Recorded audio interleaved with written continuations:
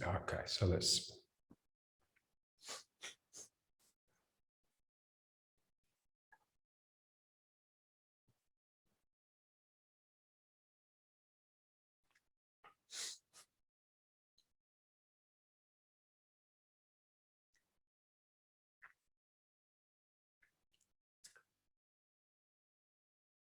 So riding horse is just basically a standing meditation posture.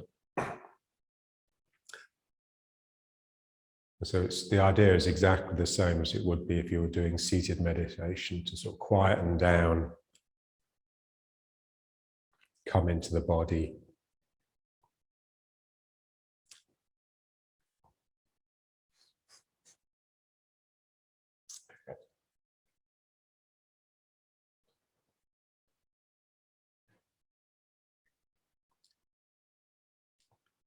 So the theory is that we have two selves. We have the small, lower ego self, and we have a higher self. And you only really become aware of the higher self when you quieten down the lower self. And the higher self, when you're standing and when you're sitting, when you're meditating, basically, it feels like it's behind you. It's much bigger than you are. Whereas the lower self is smaller than you are. So when you're with the lower self, there's a sense of contraction in the body. It's like the body is trying to fit the lower self. And when you're with the higher self, there's a sense of expansion. So it's what John used to call the guardian, you know, I think. I'm not sure if that's what he meant. So the more you can withdraw the lower self and quieten it down to sort of nothing, the more this will loom behind you. And then that's all it is. And just letting it then just do its work, whatever it has to do, and not interfere.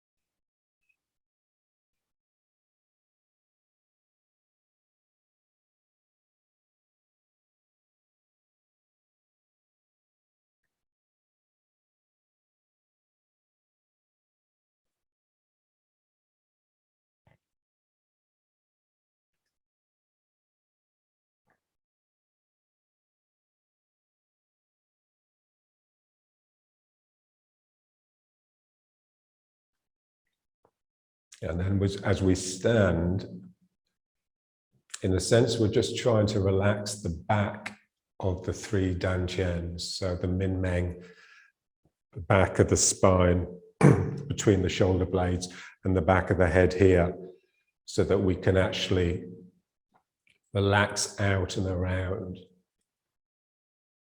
So this shape, this sort of embracing shape that you have with the arms and with the legs, is actually just all the way down the body.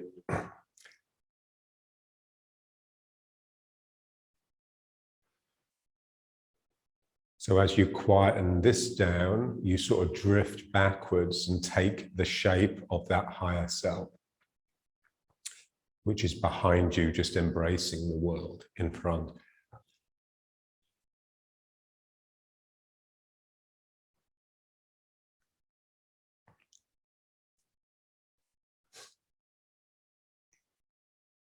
And then it's just sort of looking at the tension.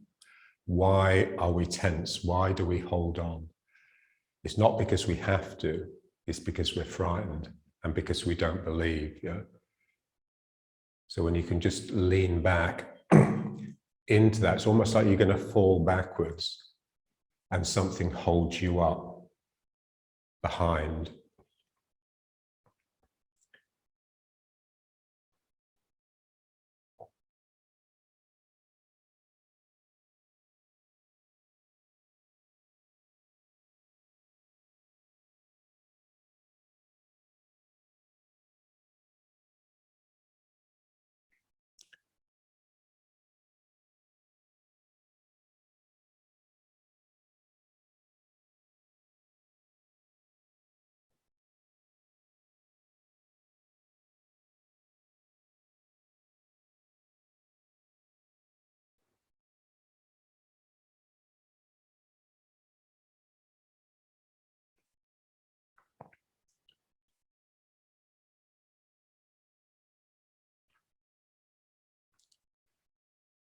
Yeah, so the difficult one to relax is the sacrum, because that, we want a sense of relaxing down the legs. Now it's difficult because the gravity pressing us against the ground is compressing this whole area.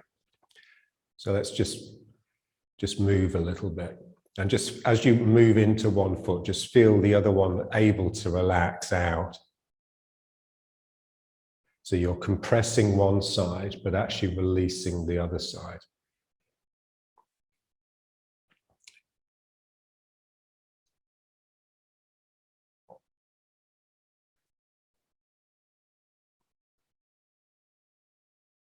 And that release is all the way down the leg, but particularly here. So as close to the sacrum as you can feel it.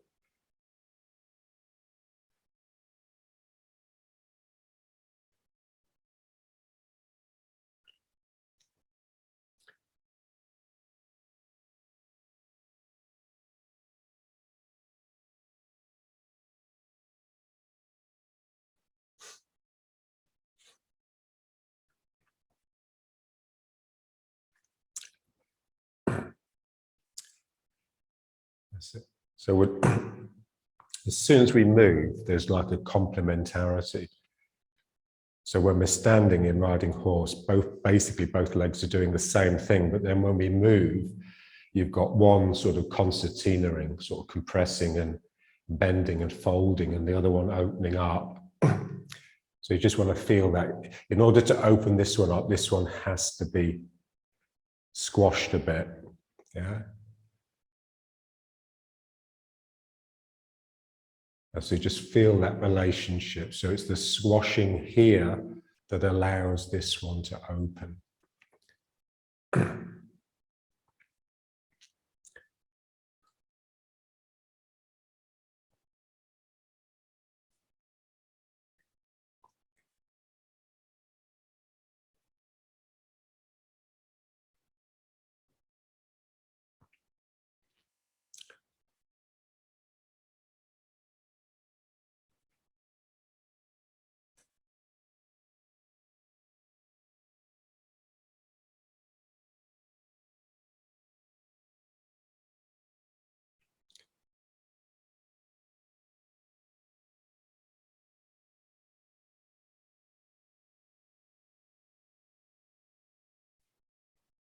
So just feel the sacroiliac.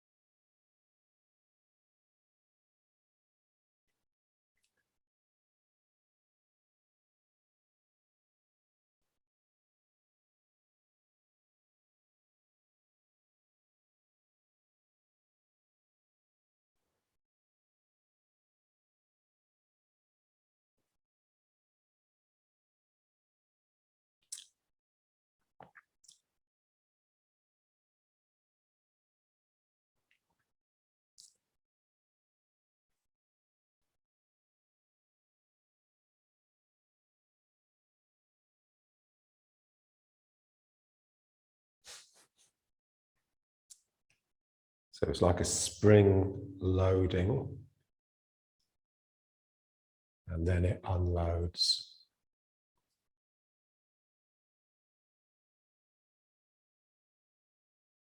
So it's like we're just bouncing the weight from one foot to the other and just trying to stay down to keep the system under pressure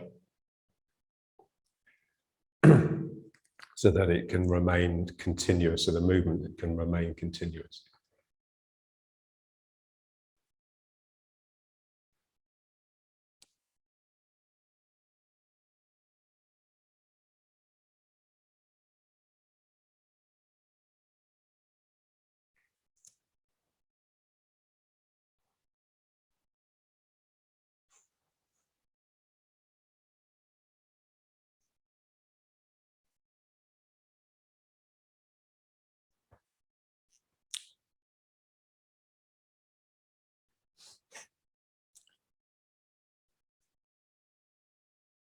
So you just really want to feel it across the sacrum.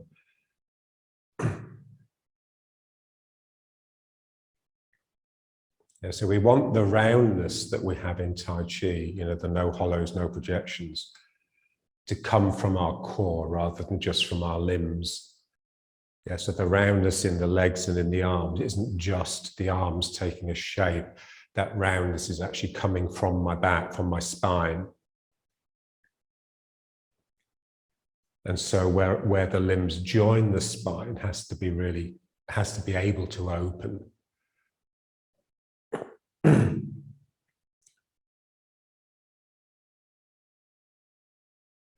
And then let's just figure of 8 it a bit. So down the outside, up the inside, down the outside. Yeah, so remember, the energy goes down the back and the outside, and it comes up the front and the inside.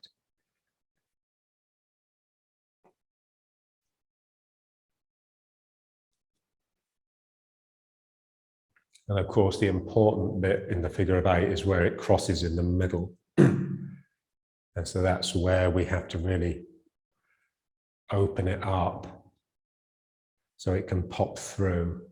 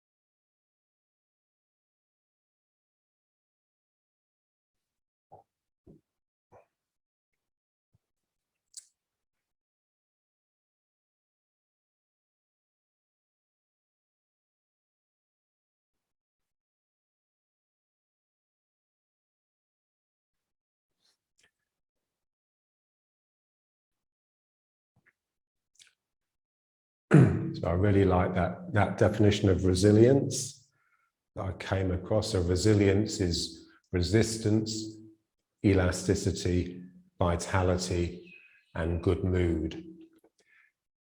So in a sense, what the good mood does, it just keeps you open. It's like you're open and you're willing to accept what's coming in. Yeah? You don't have a negative attitude to the world. You're not pushing the world away. So here, just feel that there needs to be a good feeling to actually have these joints open. It should improve your mood, the practice.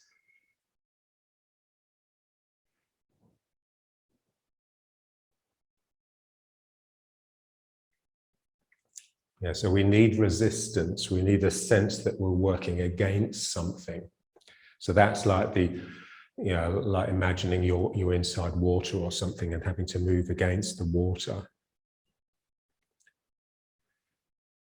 And then the elasticity is just that general springy conditioning in the body. And the vitality is just the spirit of vitality.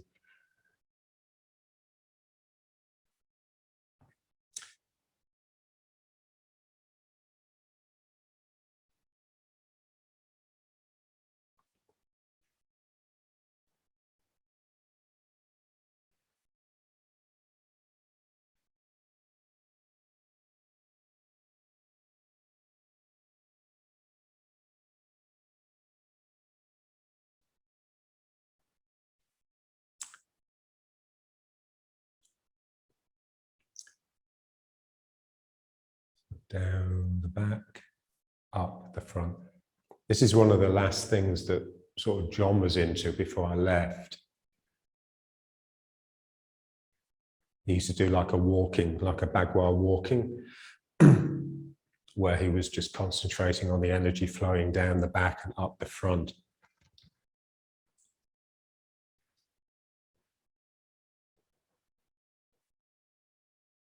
So in a sense, it's just bum in. because you're here. It's eventually, you know, with the practice, it's the spine that does that scoop. It's almost like your spine is uprooting your own foot or getting underneath it. And then that sort of lower back, which is normally curved inwards like this, sort of swells out and becomes like a receptacle, like a cave. This being the cave.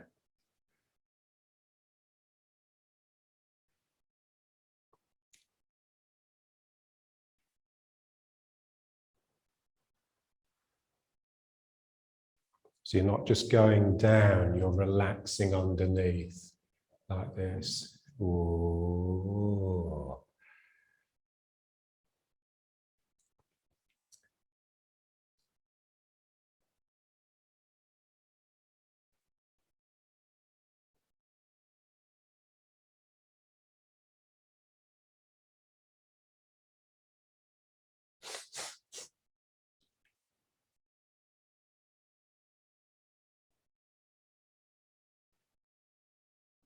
So we're just making a container, really, and then containing ourselves, or containing the small self, the lower self.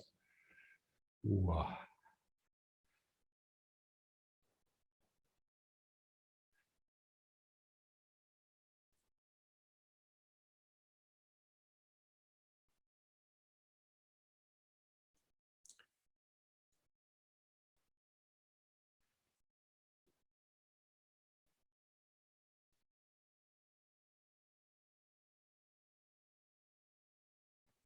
Okay, and it's just back to here.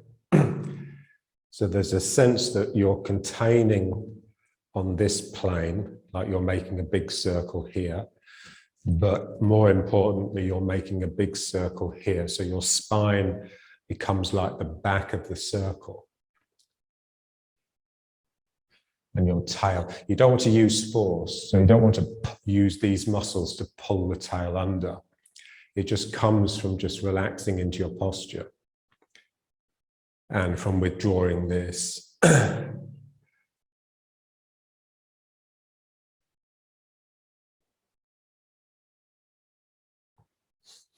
Okay, and now let's just breathe with it. So just up and down a bit. So like you're just bringing up a wave of energy through the body from the ground up to the top of the head, and then letting it subside. So up, breathing in, down, breathing out.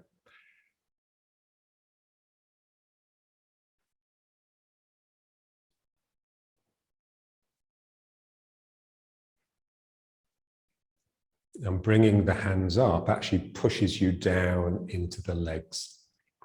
This is what we're wanting. We're wanting our sinking, our physical sinking, to bring up energy from the ground.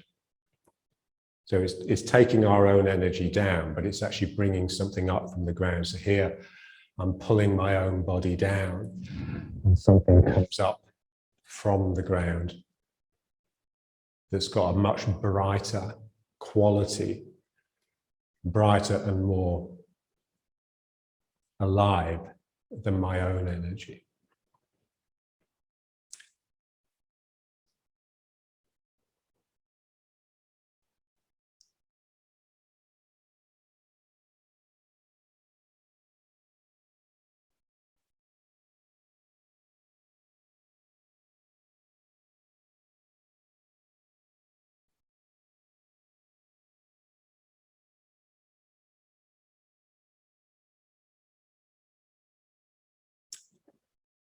So again, it has a sense of sort of slipping underneath something.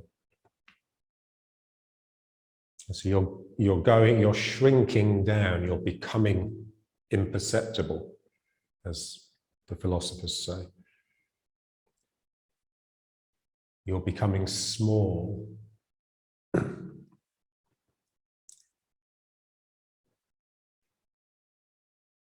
So in a sense, it's a bit like sort of re-enchanting the world. It's like by reducing yourself, you bring everything up, everything around you that's being compressed by your own ego, your own sort of judgmental observations.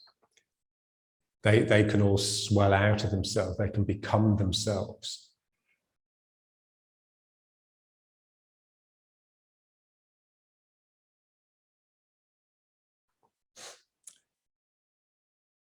This is what human beings, they just don't appreciate, that they're unnatural. We are unnatural. That beautiful phrase of Heraclitus, nature loves to hide, but nature only hides from humans. Because we are an affront. We're an insult.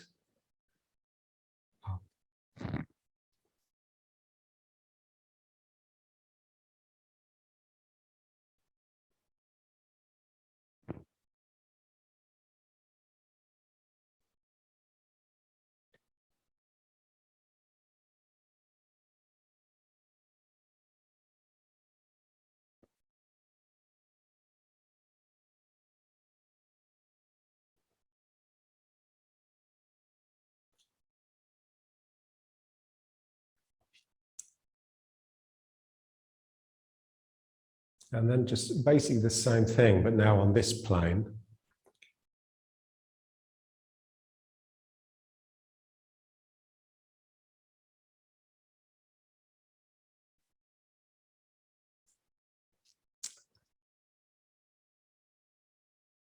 That's it. So we're just trying to turn the spine into a whip. So here I'm whipping back, and then here I'm whipping forwards. 1, 2, 1. So my spine is breathing. Breathing in, breathing out.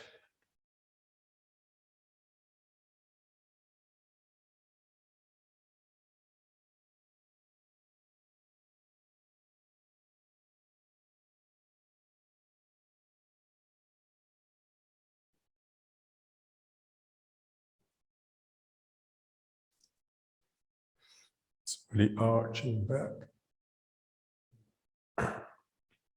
So the key really to sort of using the spine as a whip is to let the head move with it. So don't try and keep the head still. Don't look at the screen. Let the head whip back. And then let the head whip forwards.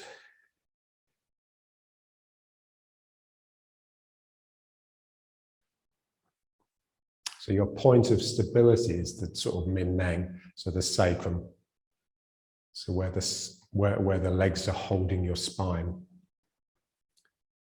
That's like the hand on the whip. Ooh.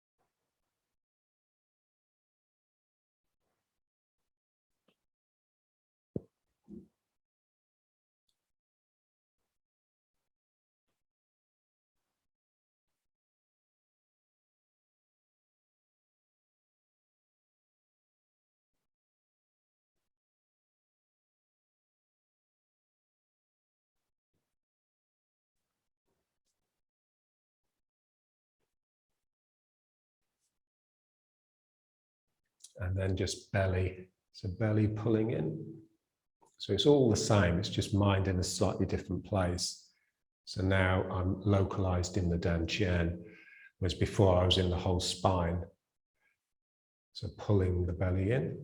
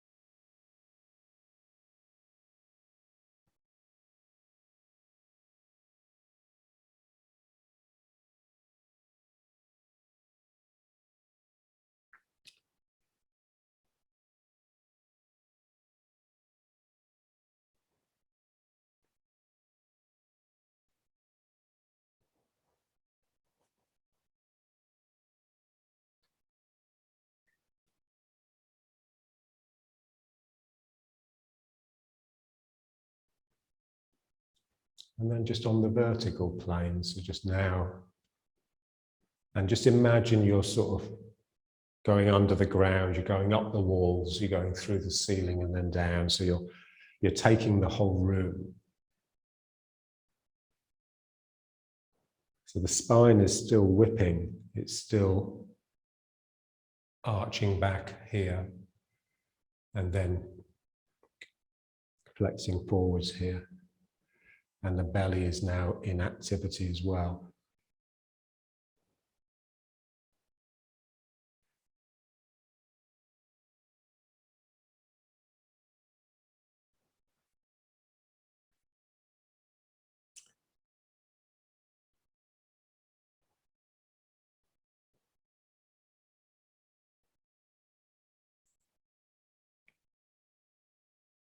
And then just start the spine turning a little bit, so you're taking more and more of the room. So you want to almost like you're scanning the room. So you want the whole structure of the room to come into your body energetically. So going up the walls, ceiling, and bringing it down and in through you. So you're just making yourself the center of the universe. So you're just making everything sort of relate to you in a gentle, energetic way.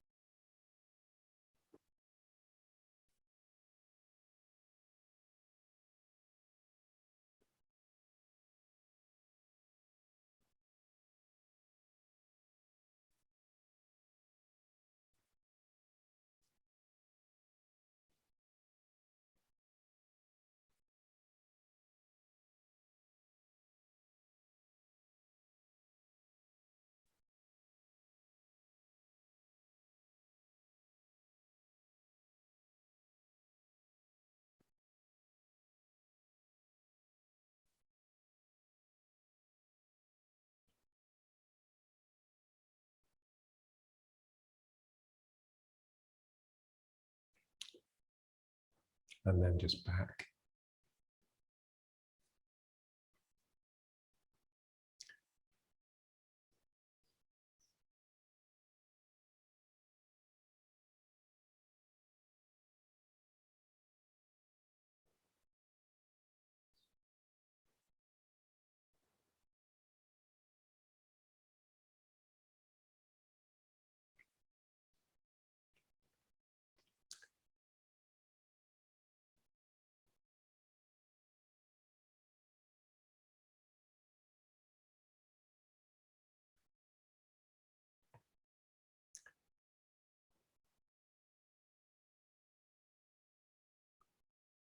So just feel this spreading. A bit like, you know, those starfish, and the legs are more like threads rather than triangles. Yeah. So it's like all these threads coming out from this central, like a knot. That's what you're like. So you've got the legs, the arms, the spine with the head. They're all like these thread-like arms coming from, and they're knotted together here. They're sort of, this ties them together. But we want their ability to move and express comes from here. So that we need to really relax right into the knot rather than just the joints of the arms and the legs.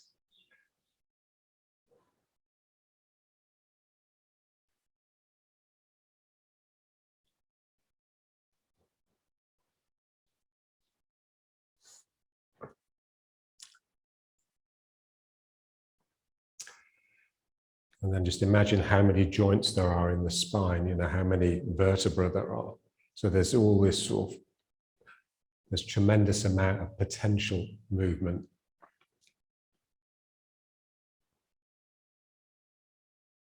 So our stillness is just that quietening down rather than that locking out. Yeah, so we haven't frozen the spine into a column. It's still got the potential for this, but it's just quiescent.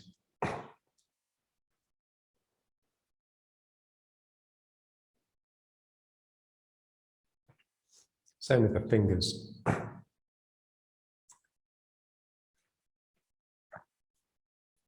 People here have what I call Israeli hands.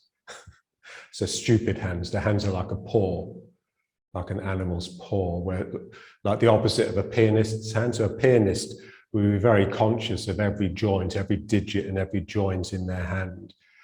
And they'd all have a degree of independence. You know, that's when the pianist makes their big breakthroughs, you know, when their two hands can be independent, when their 10 fingers can be independent of each other.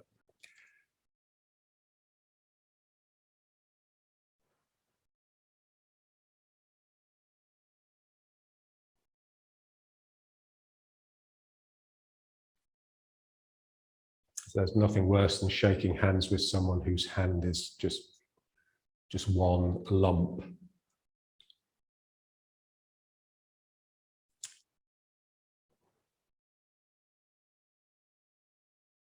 Okay, and now let's just turn. So just turning. So just imagine the arms are like just really long and they're scraping on the ground. Yeah, it's almost like your hands are digging a trench.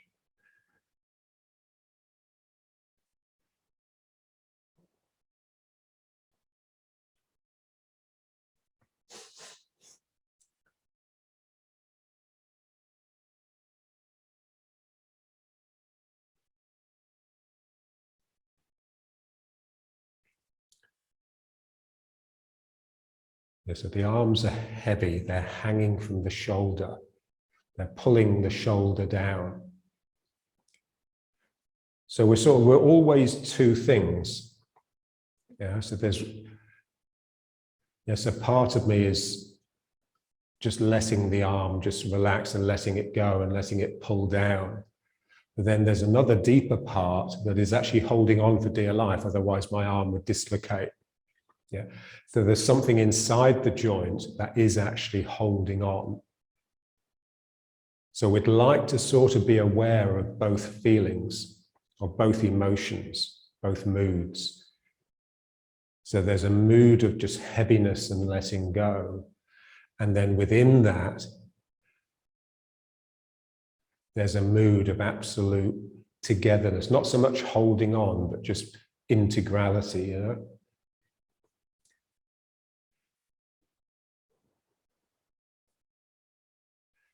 And that's more sort of to do with the spirit. So like in Taoism, you do one thing in order to locate its opposite. So we relax in order to locate the correct tension, which is the spirit, just that.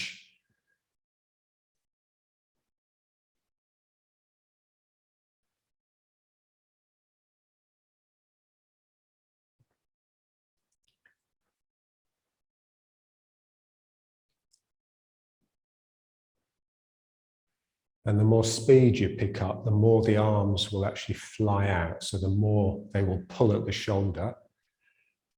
And then the more you can feel that sort of, that elastic, the ligament, like ligament energy.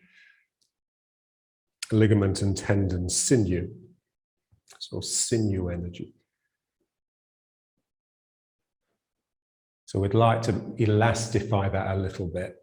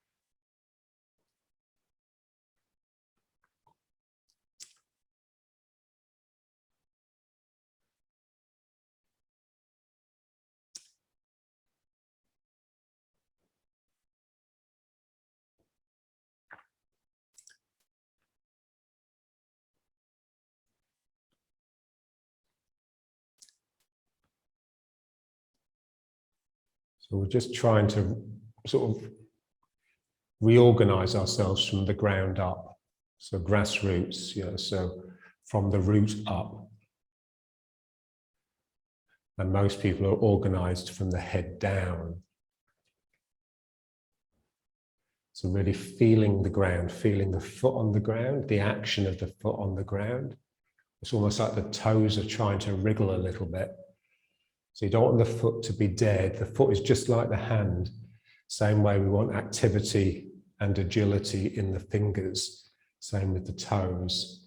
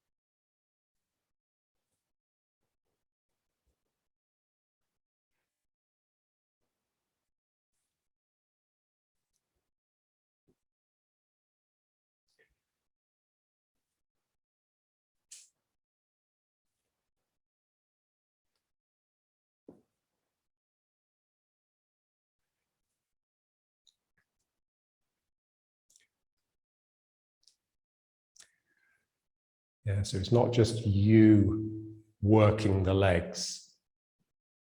It's not just you compressing the legs and making them do the work. They're working you, that's the sense. And it's very much from the ground, from the foot. So each leg is wriggling energy from the ground and up into your dantian and spine.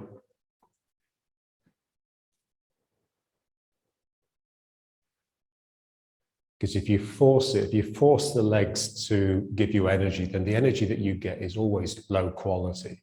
It's the same with people. If you force someone to do something for you, they're not going to do it very well. They're going to be begrudging. So it'll have poor quality. Whereas if you can convince them that it's something that they really want to do, then they'll put their heart and soul into it and it will just have much better quality. It's the same with the legs. So this is what I call switching. So it should get to a point where it's no longer you working the legs, it's the legs working you.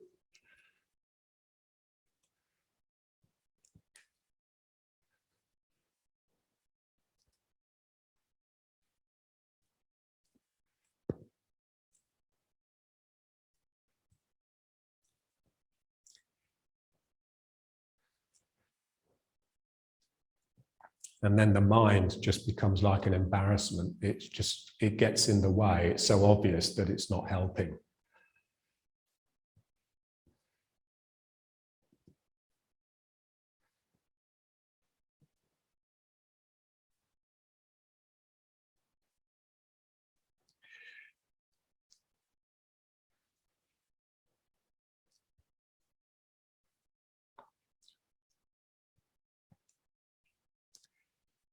And the turning is so important, largely because when that switching happens, the muscles start working differently. So instead of just bending a joint like this, they're always twisting it as well. And the turning actually induces that twist. So it's like the muscles wind up around the bone and then the muscles throw me back. Yeah. So I'm being moved more by the turning, the twisting, the torque, what John used to call torque with a Q. So it's got that whippy quality, but it's like a whip on the turn.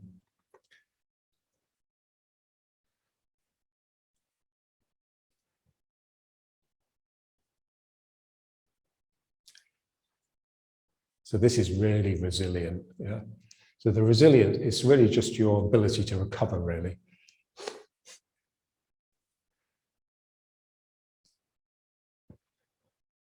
Recover from shock, from injury, or whatever. How well can you spring back?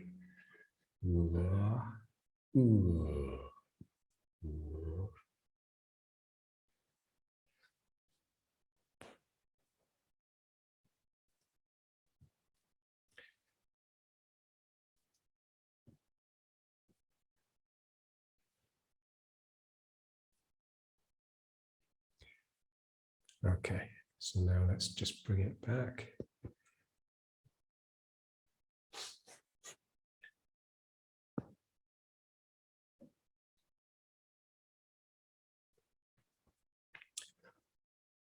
Okay, let's just try to turn the shoulders against the hips. Yeah. So just using the legs just to keep a degree of stability here, and then just twisting the spine. Yeah. So you almost have to think of turning the hips the other way in order to stop them from turning with the shoulders. So round.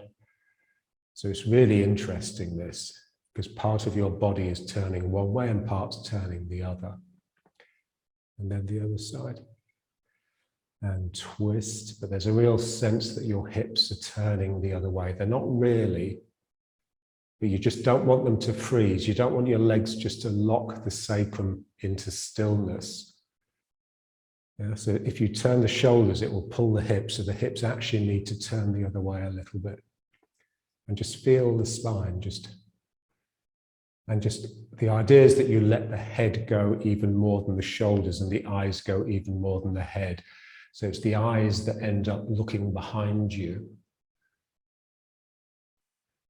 So you've got that twisty torque all the way through the spine from the sacrum. Ooh.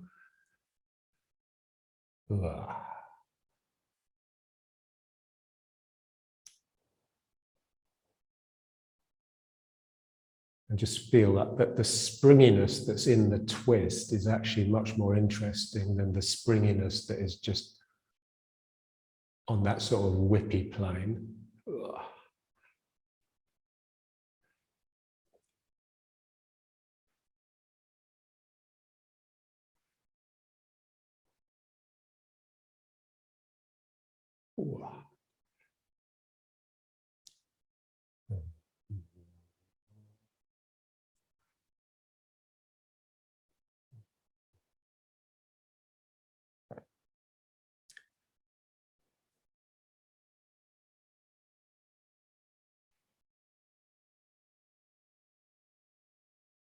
It's like you're tearing something in two by turning the hips and the shoulders against each other.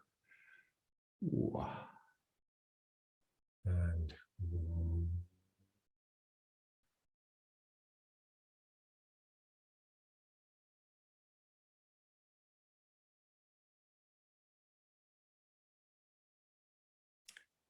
one more.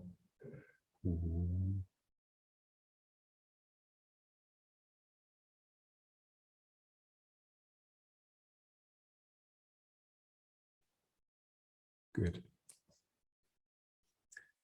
And now just turning it into the corner, basically into riding horse, into a bow and arrow.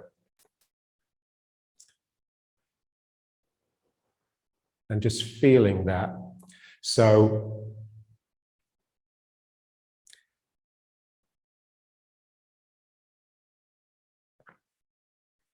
the front leg is sort of has this sort of supporting role. So this leg here, it's like it's supporting you. And this leg is sort of getting that sort of whippy energy coming up. Yeah? So that you want the feeling that the leg is an extension of the spine. Yeah. So the leg is actually pushing this hip round, but the hip is trying to go down into the foot. Yeah, so this is what makes it interesting. I mean, this will always happen. You'll always get two places coming to try and meet. Yeah.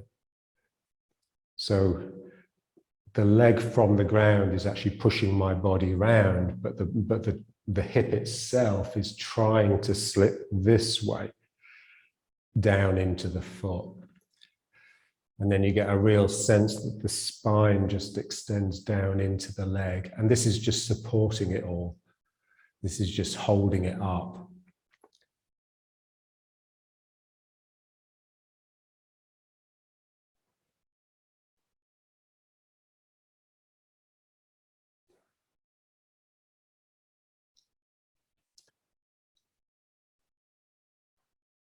And then just let it roll back to the front. Yeah, so make sure the toes don't go around, because there's something interesting about having the foot angled in. You get much more sort of torque and you get much more outside edge of the foot. Yeah. So my leg, if you like, is pushing me round like this, but the actual hip is trying to go down the leg and into the foot. And this is just whole supporting.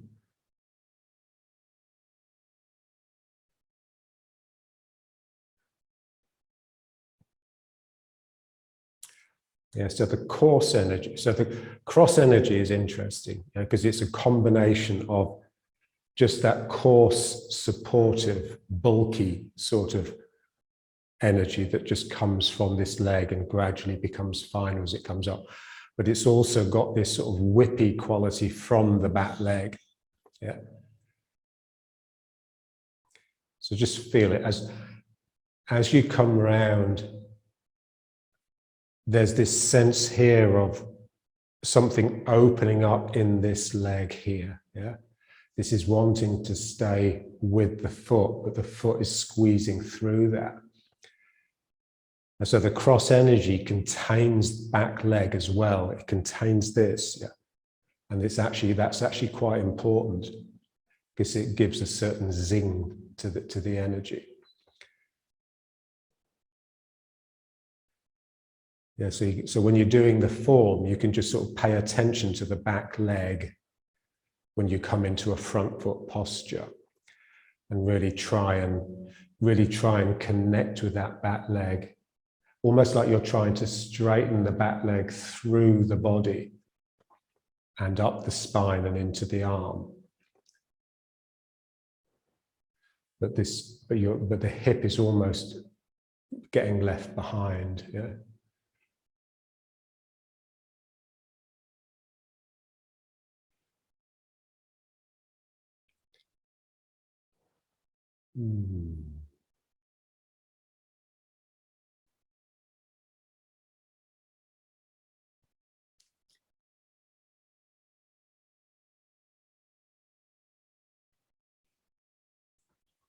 Yeah.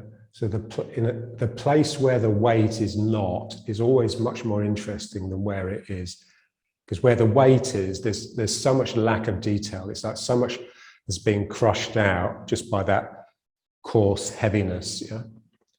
Whereas the other side has got this real quality, this almost like a higher frequency. So, but I need to relax the hip back into the leg in order to get the leg to squeeze through that. I don't want to just hoik it round like this, yeah, because then I lose the ground. I lose the ground under the empty foot. I gain this ground, but I lose that one, and that's where the interest is. Wow.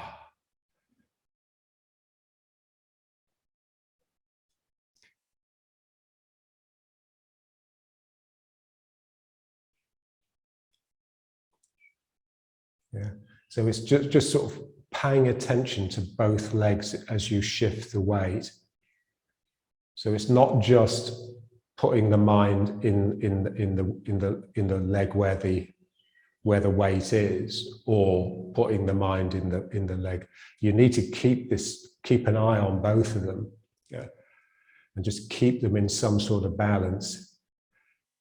Just because you're one thing, it doesn't mean that it will be balanced. So this is slipping back the hip like this, but the leg is pushing it around. So I work on this a lot with my students, just with each other. Yeah? So get one person leaning on the other. So I will be supporting them. They will just be leaning their back against me, and get them to use their legs to push into me. And then I will push through them. I will push both of us forwards. And just that ability to sort of push in one direction, but allow yourself to be moved in the opposite direction. So in other words, using your energy with no sense of contention, no sense that you're in competition or that you're trying to get the better of something. You're always using your energy to sort of improve the situation,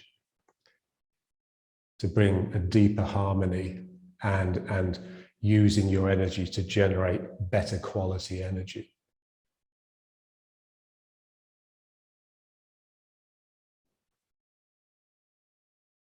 It's like an artist, an artist, so they're splashing around with this paintbrush, and so it's just coarse sort of food energy that's being converted into mechanical energy, and yet you stand back and look at it and you think, fuck, yeah, they've really produced something amazing. That's what. So we're artists. And our medium is the body and energy. So here, this is, yeah.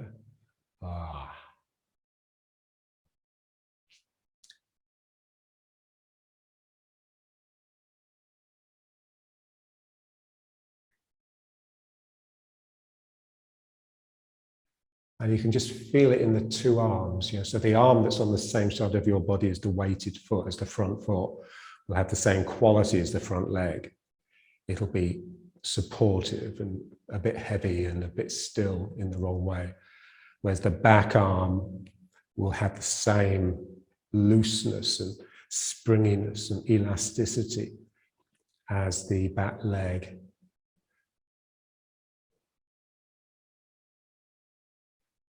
And that's where the energy is, really. And you want that quality to sort of come up the spine like this, like you're sort of just leaning back into it.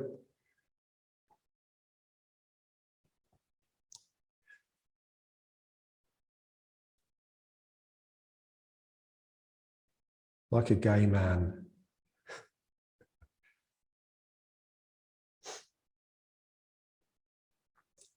Got this old lady I work with who's 99. And we often talk about poetry and stuff because her English is better than most English people. And she once said to me, have you realized, Stephen, that all the people we talk about are gay? Yeah? And it's like somehow that quality in the spine, you have a more sensitive and sensual, physical in the right way, relationship with the world. Yeah.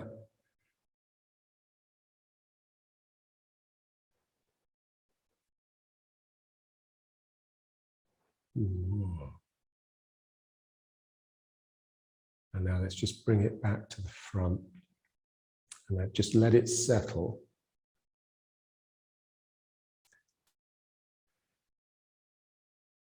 Yeah, so what tends to happen when we come into a double weighted posture is that both legs settle into support mode, into boring mode. And what we'd like is to also have them, so when you're expressive, then this will tend to happen. And when you're supportive, then this will tend to happen. Yeah. So you want both, yeah. So inside, you're just this bundle of expressive energy that's just aching to get out, but you cloak that in your yielding.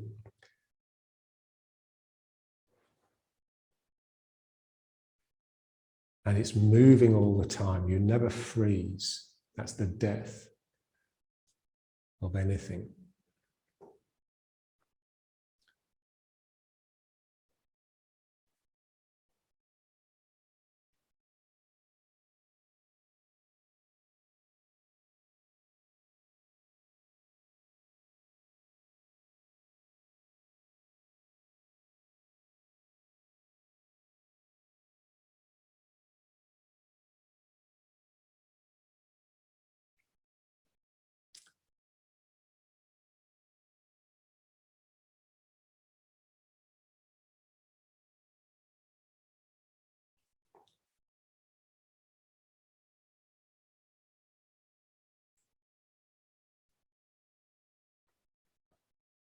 Okay, now let's just bring it back to attention. So we sort of bring it back to here so that we can keep what we had, but just minimize the posture.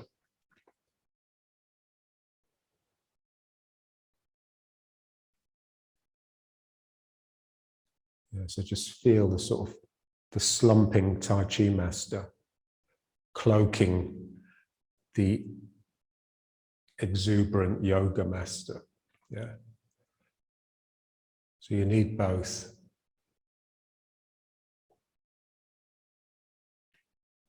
Internal and external complement each other. And it's always slipping.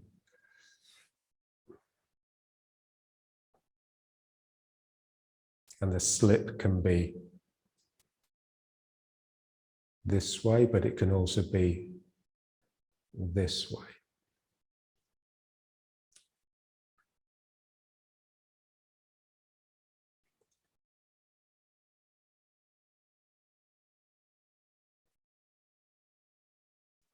Yeah, so on the outside, you're sort of quiet and peaceful and settled. But on the inside, there's part of you that's just itching to go, raring to go. Part of you that just, whoa, it just wants to pop out.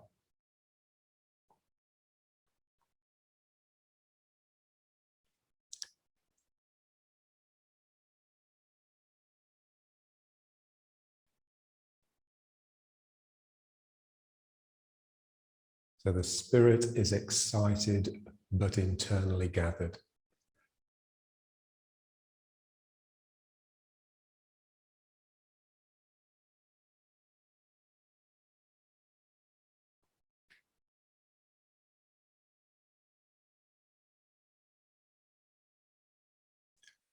Okay, great.